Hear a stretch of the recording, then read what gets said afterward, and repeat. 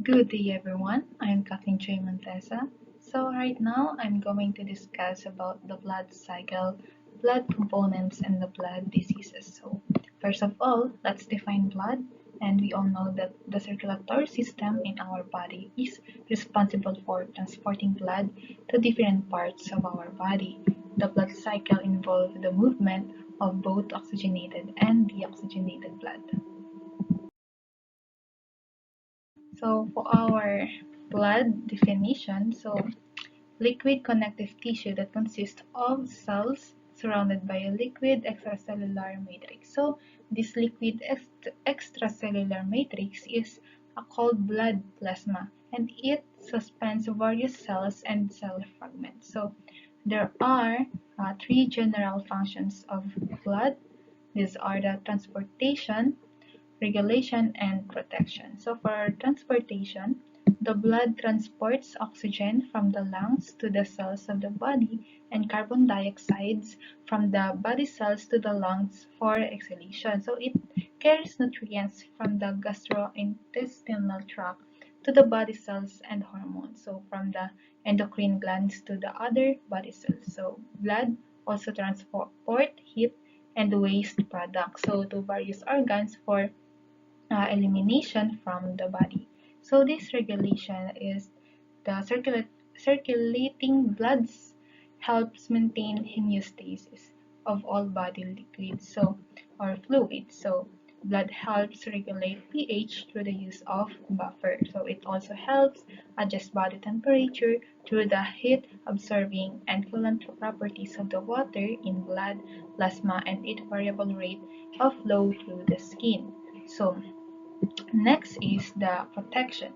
So blood can clot or become gel-like, which protects against its excessive loss from the cardiovascular system after an injury. So in addition, it's white blood cells that protect against the disease by carrying on phagocytosis. So several types of blood proteins, including antibodies, interferons, and complement that help protect against the disease in a variety of ways. Okay, for the difference between oxygenated and deoxygenated blood, so let's discuss first the similarities between the oxygenated and deoxygenated blood. So, oxygenated and deoxygenated blood are two main types of blood circulation throughout our body. So, both oxygenated and deoxygenated blood flow through the blood vessel. So, the blood, this blood consists of similar osmolarities, hemoglobin level, and salinity. So here, these are the difference between oxygenated and deoxygenated blood. For the definition of oxygenated blood, this blood that has been exposed to oxygen in the lungs, while deoxygenated blood is that has low oxygenated saturation relative to blood leaving it to the lungs. So for our alternative names for oxygenated blood is arterial blood, while deoxygenated blood also known as venous blood. So for the um, oxygenated concentration, uh, oxygenated blood is the oxygen concentration of high, while deoxygenated blood is a concentration of low. And the carbon dioxide concentration, oxygenated is low and the deoxygenated blood is high. So let's have the blood color. So the blood color of oxygenated blood is bright red in color, while the oxygenated blood is blackish red in color. And for the blood flow of the blood is oxygenated blood flows from the lungs through the left chambers of the heart to the metabolizing uh, tissues of the body, while the oxygenated blood flows from the metabolizing tissues of the body through the right chambers of the heart to the lungs. So for the direction of blood naman is that oxygenated blood flows away from the heart, while the deoxygenated blood flows towards the heart. Yeah. So the um, blood flows uh, through the pulmonary vein and systematic arteries. That's for oxygenated blood, while deoxygenated blood flows through the pulmonary artery and systemic vein. So the main role of or the main function of oxygenated blood is to supply oxygen to the metabolizing tissues, while deoxygenated blood is to carry carbon dioxide to the lungs.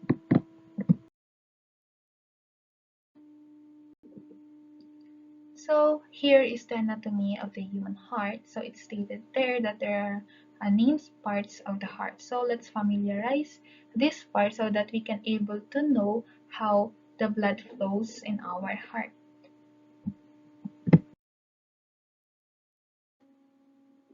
So now let's discuss how blood flows in our heart.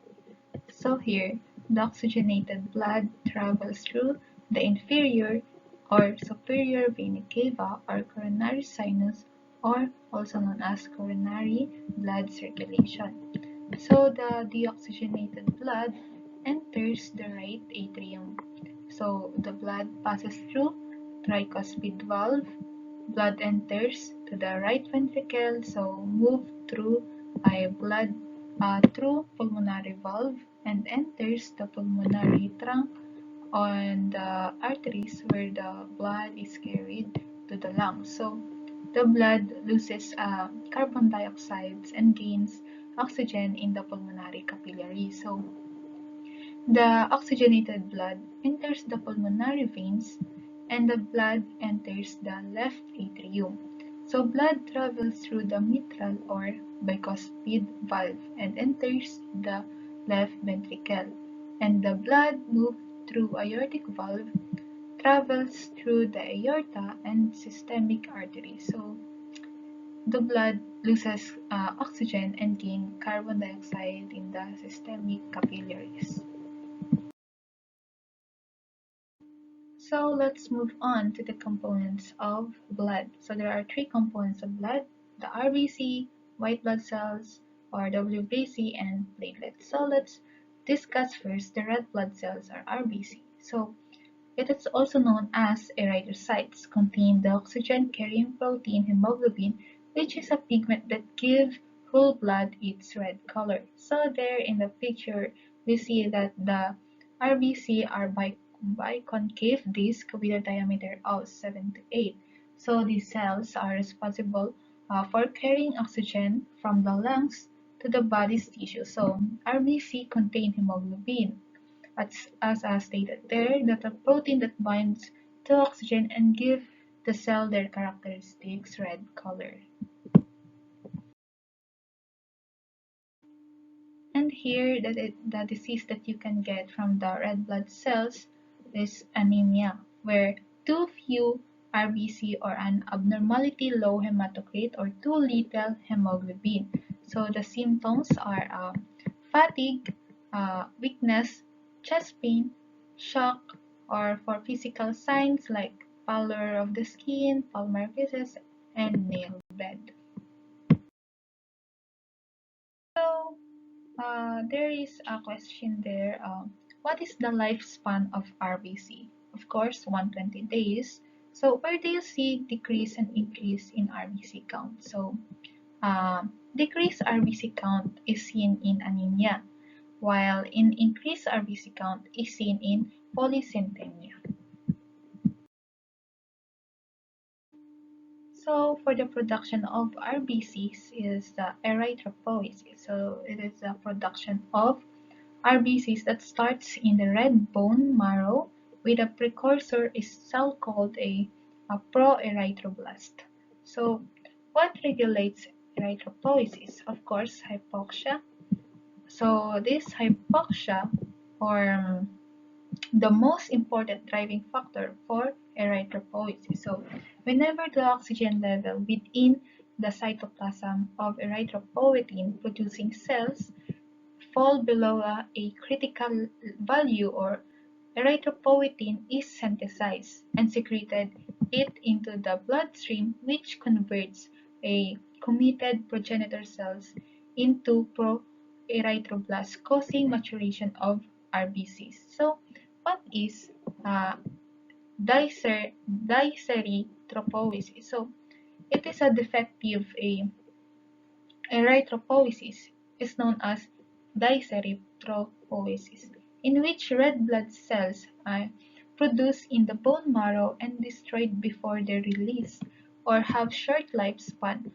After entering circulation, it is seen in the megabloblastic anemia and myelodysplasia.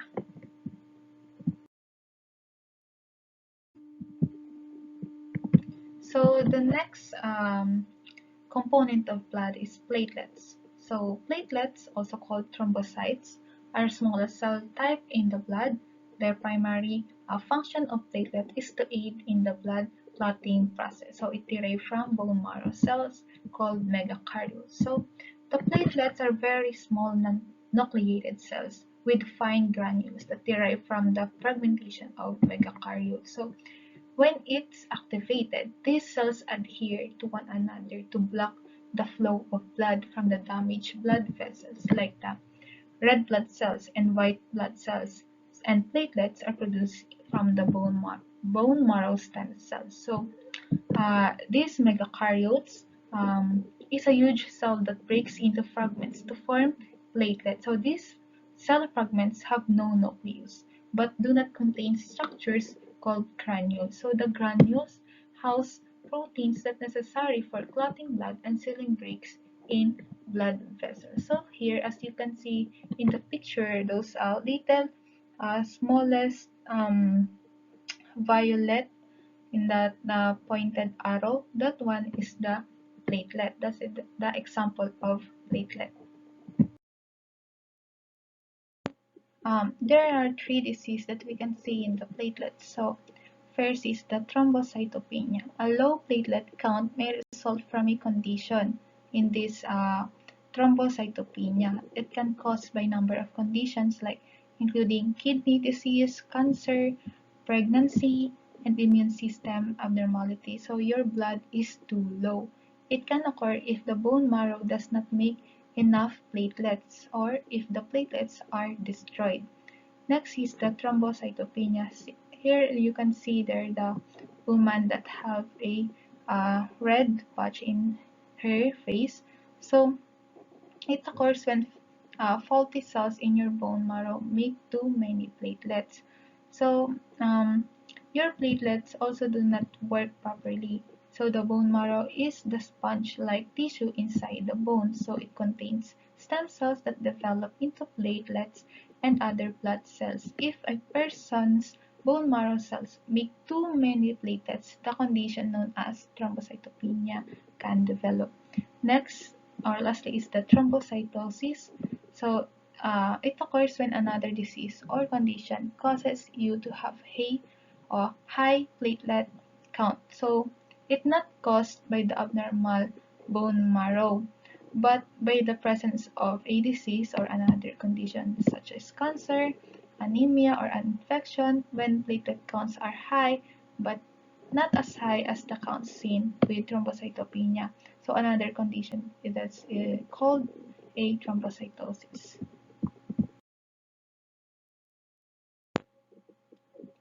The last components of blood is the white blood cells or leukocytes. So leukocytes have a nuclei and full complement of the other organelles, but they do not contain hemoglobin. So WBCs are nucleated cells. So the WBC has two types, the granulocyte or agranulocyte. So granulocytes are the WBCs that help fight against infection. They have their own specific enzyme and it increases the response to infection. While agranulocytes needed or need recognition by leukocytes and they can kill pathogens as well as cells. So they can non-distinguish by the stains and presence of granules it can observe under a light microscope. So here is the difference between each of every cells according to their specific functions for phagocytic, allergic response, and etc. So for the granulocytes, um, it contains granules in the cytoplasm, while agranulocytes, they do not contain granules in the cytoplasm. Um, in granulocyte involved innate immunity, while agranulocytes involve adaptive immunity, and known as polymorphonuclear leukocytes, the granulocyte, while agranulocyte is known as mononuclear leukocyte, and granulocyte produces histamine and can kill parasites, while agranulocyte doesn't produce histamine and they can kill parasites. So they contain enzyme. Granulocyte contain enzyme, um, phagocytic particles, and inflammatory responses, while agranulocyte contains enzyme in lysosomes.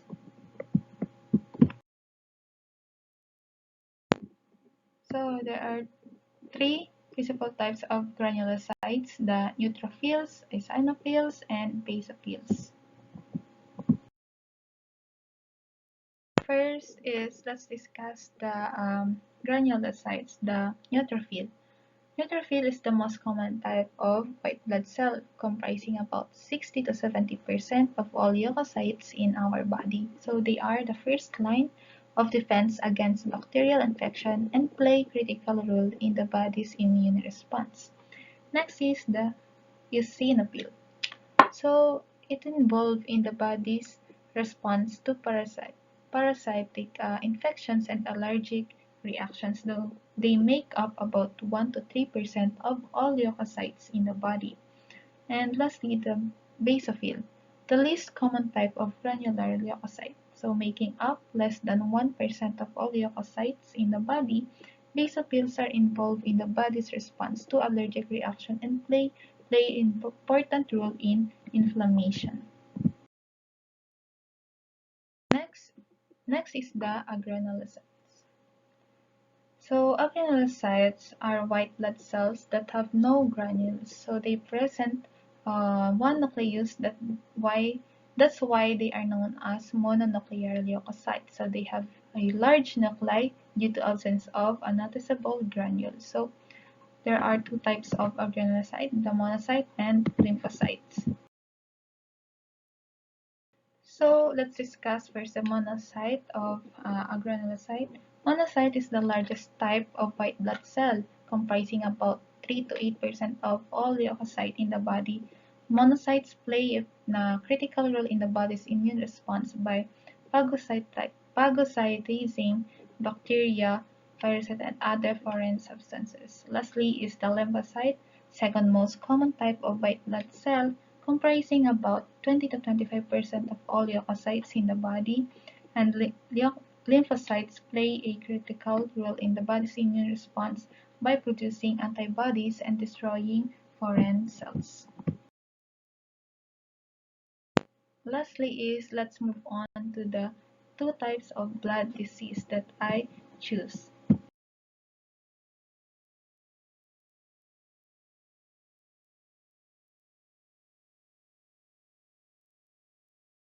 The first disease is the sickle cell anemia. As you can see in that picture, there is a girl over there that have a sickle cell anemia. What is sickle cell anemia? A genetic disorder that affects the shape of red blood cells. Normal red blood cells are round and flexible, which allows them to move easily through the body's blood vessels. So, sickle cell anemia is a genetic disorder that affects the shape of red blood cells. Um, However, in people with sickle cell anemia, the red blood cells are crescent-shaped, which can cause them to get stuck in a small blood vessel, so leading to pain, organ damage, and other complications. So here is the example of how sickle cells blocking blood flow.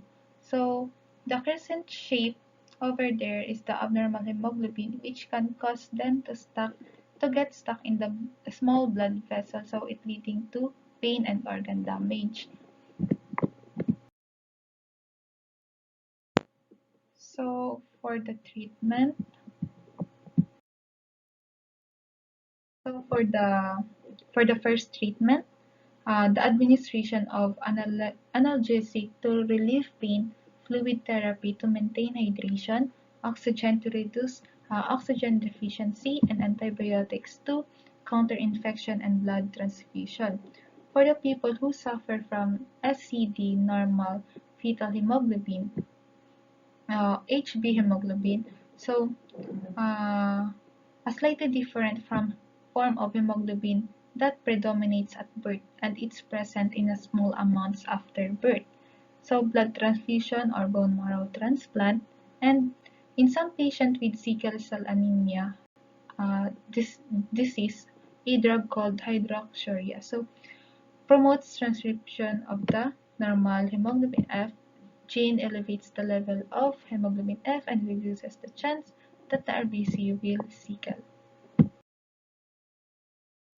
So in the next picture, this is the uh, large proesis. The most significant symptom is unusual or excessive bleeding or bruising. So people with hemophilia, so this is hemophilia disease that may develop large bruises after minor injuries, and this is the sign of bleeding under their skin. They may bleed for unusually long time, whether that's bleeding after surgery, bleeding after dental treatment, or simply bleeding from a cut finger. So they may start bleeding for no apparent reason, such as sudden bloody noses.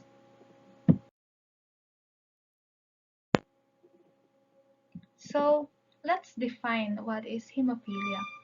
Hemophilia is a rare genetic disorder that affects the body's ability to form blood clots. So blood clots are essential for stopping bleeding after an injury. But in people with hemophilia, the blood does not clot properly, leading to a um, prolonged bleeding and increased risk of bleeding into the joints, muscles, and organs. So there are two types of hemophilia, hemophilia A and hemophilia B. A is caused by a deficiency in clotting factor 8, while hemophilia B is caused by deficiency in clotting factor 9. So the different types of hemophilia are due to deficiencies of different blood clotting factors and exhibit varying degrees of severity, ranging from mild to severe bleeding tendencies. So, as I said earlier, the hemophilia is characterized by spontaneous or traumatic subcutaneous and intramuscular hemorrhage, nosebleeds, blood in the urine, hemorrhagic in joints that produce pain, and the tissue damages. So this is the picture or examples of how hemophilia is inherited. So hemophilia is sex-linked recessive disorder. So this kind of defects occur more often in men than in women. So what is hemophilia carrier? So the daughter gets X chromosome from her mother and X chromosome from her father. So the daughter will not have hemophilia since the normal blood clotting gene from her mother is dominant, so it won't allow instruction from the hemophilia gene to be sent. So the daughter is called carrier for hemophilia. And for the treatment for hemophilia is that transfusion of fresh blood plasma concentrates of the deficient clotting factor to relieve the tendency to bleed. So treatment for hemophilia typically involve replacement therapy in which the missing clotting factor is injected into the body to help stop bleeding. So regular infusions of clotting factor can help prevent bleeding episodes and reduce the risk complications such as joint damage and organ damage. So, next is the drug ng desmopress o in DDAVP, which can boost the level of the clotting factor. So, in summary, sickle cell anemia and hemophilia are two examples of genetic blood disorder that can have a significant impacts on a person's health and quality of life. Both conditions require ongoing management treatment to prevent complication and improve outcomes. So that's all for today. Thank you for listening. God bless.